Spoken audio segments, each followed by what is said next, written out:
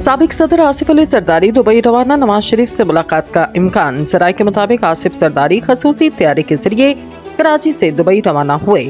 जरा ने बताया, साबिक सदर दुबई में चंद रोज कैंप करेंगे और दुबई में उनकी मुलाकात नवाज शरीफ से होने का इम्कान है।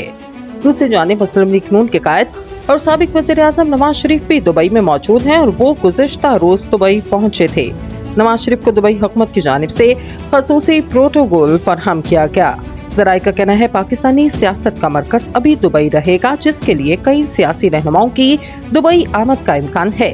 दुबई में अगले चंद दिनों में नवाज शरीफ से सियासी रहनुमाओं की अहम बैठकें मुतवक्के हैं।